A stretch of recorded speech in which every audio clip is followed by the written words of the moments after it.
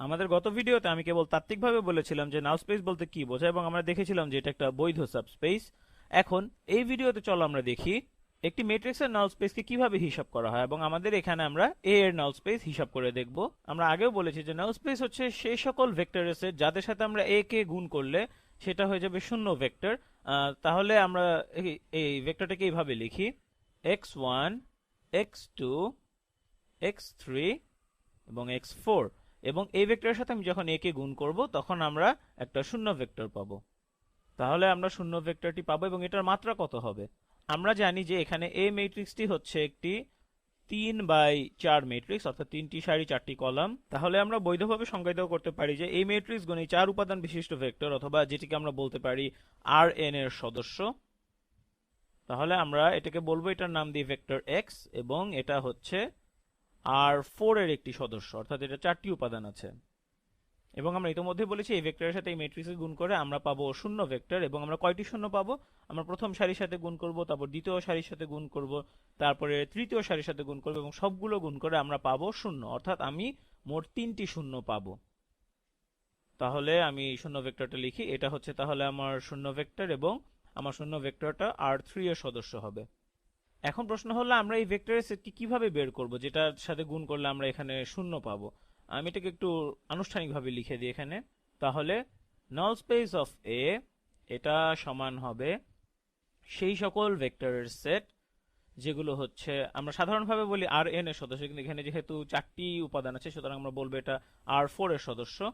এমন ভাবে যে আমরা যদি x এর সাথে a কে গুণ করি, ম্যাট্রিক্স a গুণ ভেক্টর x, এটা আমাদেরকে দিবে শূন্য ভেক্টর, এবং আমাদের এই ক্ষেত্রে আমাদের শূন্য ভেক্টরটা হবে R3 এর সদস্য।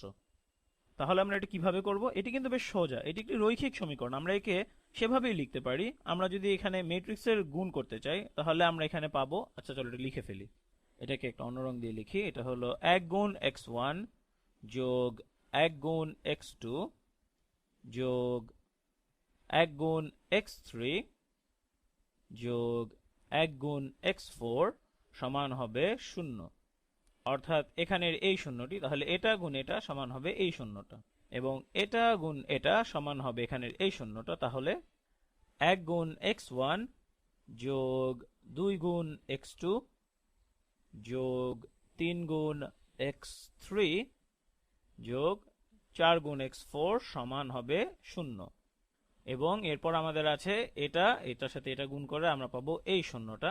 মানে এখানের এই সারি ভেক্টরের সাথে আমরা এখানের এই কলাম ভেক্টরকে গুণ করব, তাহলে আমরা পাবো এই শূন্যটা। তাহলে চল এটা করে ফেলি।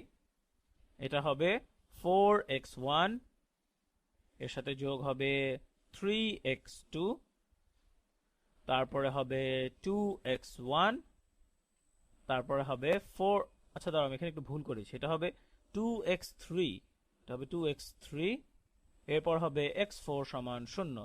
তাহলে এখানে আমরা পাচ্ছি 4x1 যোগ 3x2 যোগ 2x3 যোগ x4 সমান 0। তাহলে চলো এই সমীকরণের সমাধান বের করি, তাহলে আমরা আমাদের নাল স্পেস পেয়ে যাব।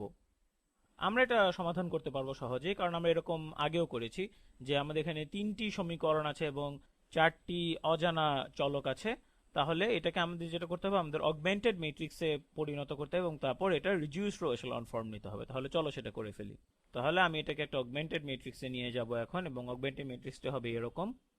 এটা হবে 1 1 4, তারপরে আছে আমাদের 1 2 3, তারপর আছে 1 3 2, 1 3 2, তারপরে আছে 1 4 1, এবং এটাকে আমরা বর্ধিত করব বা অগমেন্টেড করব শূন্য ভেক্টর দ্বারা। তোমাকে এখন খেয়াল করতে হবে, তোমাকে কষ্ট করে এটির সাথে এটি গুণ করতে হয়েছে সমান করার জন্য। এরপর আমরা এখানে একটি সমীকরণের সিস্টেম লিখেছি, তারপর আমরা এটা থেকে আবার অগমেন্টেড ম্যাট্রিক্সে গিয়েছি, এবং এখন দেখো তাহলে এই অগমেন্টেড ম্যাট্রিক্সটি দেখতে কিরকম হবে। এখানের এই অংশটি হচ্ছে, এটি আর কিছুই না, শুধু আমাদের ম্যাট্রিক্স এ, এবং এখানের এই অংশটি, এটি হচ্ছে আমাদের শূন্য ভেক্টর।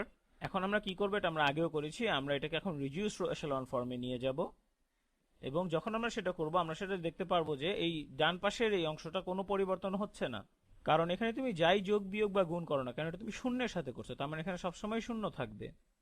তার মানে এই ম্যাট্রিক্সকে রিডিউসড এচেলন ফর্মে নেওয়া বলতে বোঝায় এ ম্যাট্রিক্সকে রিডিউসড এচেলন ফর্মে নেওয়া। তাহলে আমি এখন এটা কথা না বলে এটা আসলে করে ফেলি। তাহলে আমরা শুরু করি। আমরা প্রথম সারিকে এখানে আপাতত কোনো পরিবর্তন করব না। প্রথম সারি হচ্ছে 1 1 1 1 এবং 0। এখন আমি চাই এখানের এই একটাকে সরিয়ে ফেলতে। তাহলে আমরা এটাকে এমন ভাবে করতে পারি, দ্বিতীয় সারিকে আমরা দ্বিতীয় সারি বিয়োগ প্রথম সারি দ্বারা প্রতিস্থাপন করতে পারি।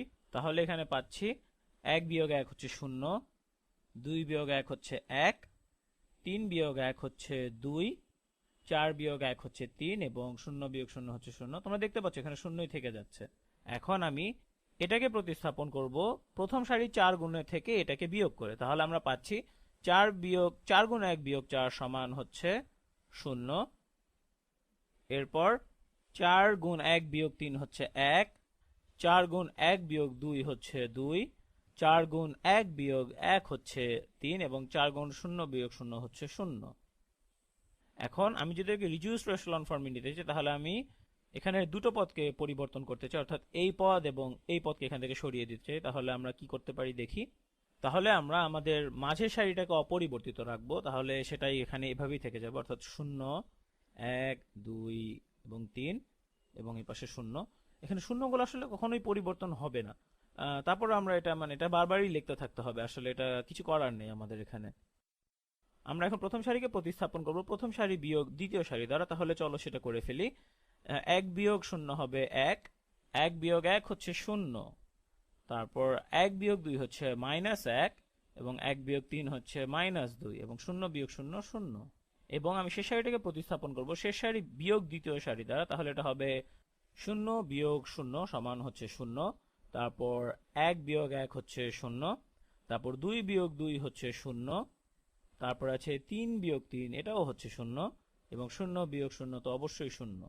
তাহলে এই সমীকরণের সিস্টেমটা রিডিউস করে আমরা এই অবস্থায় নিয়ে এসেছি।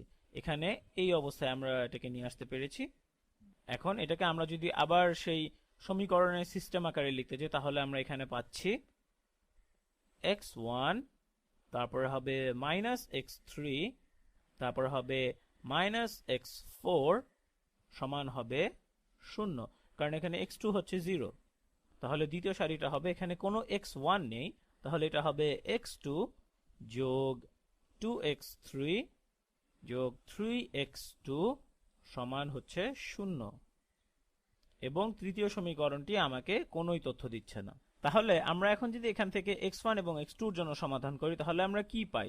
আমরা এখানে পাচ্ছি x1 সমান হচ্ছে x3 যোগ x4। আচ্ছা দাঁড়াও, এখানে আমি একটা ভুল করেছি।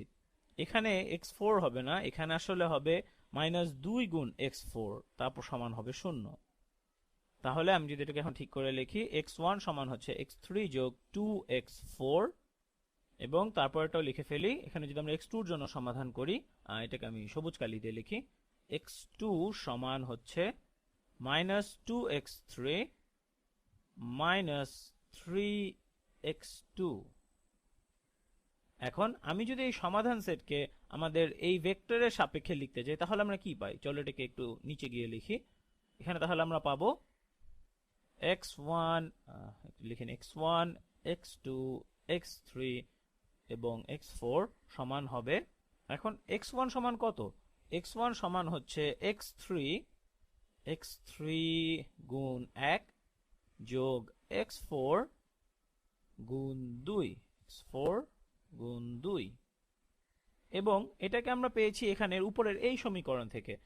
x1 হচ্ছে 1 গুণ x3 যোগ 2 গুণ x4, এটা হচ্ছে এখানে ঠিক এই জিনিসটা। এবং x2 সমান হচ্ছে -1 গুণ x3 এবং -3 গুণ x4, -3 গুণ x4। আচ্ছা দাঁড়াও, আমি এখানে কি করছি? আমি আসলে কাজের খেই হারিয়ে ফেলছি। যাই হোক, এখানে x2 এটা সমান হচ্ছে 2x3 প্লাস 3x4, এটা হবে x4। তাহলে x2 সমান হবে -2x3 -3x4। আমি আসলে দুঃখিত, আমার আমি এরকম ছোটখাটো ভুল করছি, এজন্য আমি দুঃখিত। যাই হোক, আশা করি তুমি বুঝতে পারছো। এবং তাহলে x3 সমান কত? এটা হবে 1 গুণ x3 যোগ 0 গুণ x4, তাই না? কারণ x3 এর সাথে আমরা 1 গুণ করলে x3 হবে। এবং x4 সমান কত? 0 গুণ x3 যোগ 1 গুণ x4। তাহলে সবগুলো ভেক্টর যেগুলো R4 এর সদস্য, এটা হচ্ছে R4 এর সদস্য। তাহলে যেই ভেক্টরগুলো আমাদের আসল সমীকরণকে সিদ্ধ করে, অর্থাৎ a সমান 0, তাদেরকে এই দুটি ভেক্টরের লিনিয়ার কম্বিনেশন হিসাবে দেখানো যেতে পারে। তাই না? আশা করি তোমরা বুঝতে পারছো। এগুলো হচ্ছে কেবলমাত্র স্কেলার, মানে এগুলো আর এর সদস্য, অর্থাৎ এদের মান যে কোনো বাস্তব সংখ্যা হতে পারে, x3 এবং x4 এদের মান যে কোনো বাস্তব সংখ্যা হতে পারে। তার মানে আমাদের সমাধান হচ্ছে এই দুটি ভেক্টরের লিনিয়ার কম্বিনেশন। এখন দুটি ভেক্টরের লিনিয়ার কম্বিনেশন লেখার আরেকটা উপায় কি? আমরা এটাকে এভাবে লিখতে পারি, এ এর নাল স্পেস, এটা হচ্ছে সেই সকল x যা এই সমীকরণকে সিদ্ধ করে, এটা সমান হচ্ছে এই দুটি ভেক্টরের সকল লিনিয়ার কম্বিনেশন। এবং আমরা দুটি ভেক্টরের লিনিয়ার কম্বিনেশনকে কি বলি? এটাকে আমরা বলি ওই ভেক্টর দুটির স্প্যান। তাহলে এটা হবে এই দুটি ভেক্টরের স্প্যান বা ব্যাপ্তির সমান। তাহলে এটাকে আমরা লিখে ফেলি স্প্যান, এবং ভেক্টরগুলো হচ্ছে 1, -2, 1 এবং 0, এবং অপর ভেক্টরটি হচ্ছে 2, -3, 0 এবং 1। এটা তাহলে হচ্ছে আমাদের নাল স্পেস। যাই হোক, শেষ করার আগে আমি তোমাদের একটা মজার জিনিস দেখিয়ে দিতে চাই। আমরা আমাদের সমীকরণ সিস্টেমকে এভাবে প্রকাশ করেছি, তারপর এটাকে আমরা রিডিউস রো এশালন ফর্মে নিয়ে গেছি। এখানে এটা ছিল a এবং এটা ছিল 0, এটাকে আমরা এখানে নিয়ে গেছি, এবং এটা হচ্ছে, আমি একটু জায়গা করে লিখি এখানে, এটা হচ্ছে a এর রিডিউস রো এশালন ফর্ম। এবং এখানের এটি হচ্ছে একটা রৈখিক সমীকরণ, যেটি আমাদের এই সমস্যাটাকে সমাধান করতে চাচ্ছে। মানে আমাদের এই সমস্যাটা যেটা হচ্ছে রিডিউস রো এশালন ফর্ম a এর, এটার সাথে আমরা ভেক্টর x গুণ করব এবং এটি সমান হবে 0। তার মানে এটার যাবতীয় সমাধান হচ্ছে আমাদের মূল সমস্যা, যেটা ax সমান হচ্ছে 0, সেটারও সমাধান। তাহলে যারা এই সমীকরণটিকে সন্তুষ্ট করে তারা হচ্ছে a এর রিডিউস রো এশালন ফর্মের নাল স্পেস। অর্থাৎ আমরা এখানের এই সমস্যাটা যদি সমাধান বের করি, মানে সেই সকল x এর মান যদি বের করি, তাহলে এটা হলো reduced row echelon form A এর null space, অর্থাৎ null space of reduced row echelon form of A। আমরা মূলত বলতে চাচ্ছি এই সমস্যাটা এবং এখানের এই সমস্যাটা আসলে একই জিনিস। তাহলে আমরা এখানে এটাকে লিখতে পারি null space of A, অর্থাৎ A এর null space সমান হচ্ছে A এর reduced row echelon form এর null space। এখন তোমার হয়তো মনে হতে পারে এটা এখানে লেখার কি দরকার ছিল, কিন্তু এটা আসলে নাল স্পেস হিসাব করার সময় এই জিনিসটা আমাদের খুবই কাজে লাগবে। কারণ তখন আমরা বলতে পারবো অগমেন্টেড ম্যাট্রিক্স করা কোনো দরকার নেই, শুধু ম্যাট্রিক্স এ নাও, এটা রিডিউসড রো এশালন ফর্ম করো এবং তারপর এটার নাল স্পেস বের করো। তার মানে আমরা সরাসরি এখানে চলে আসতাম, এটা হচ্ছে আমাদের এ রিডিউসড রো এশালন ফর্ম, এবং আমি তৎক্ষণাৎ এই সমীকরণগুলো সমাধান করে ফেলতে পারতাম, তাই না? আমাকে শুধু যা করতে হতো সেটা হলো ম্যাট্রিক্স এ রিডিউসড রো এশালন ফর্মের সাথে এই ভেক্টরের ডট প্রোডাক্ট নিতে হতো, এবং তাহলে আমরা এখানের এই সমীকরণগুলো পেয়ে যেতাম, এবং এই সমাধানগুলোকে আমি এখানে এভাবে গুছিয়ে লিখতে পারতাম, এবং তারপরে আমরা আমাদের সমাধান পেয়ে যেতাম। যাই হোক, এটাই ছিল আমাদের সব। আশা করি এটা তোমাদের কাজে লাগবে।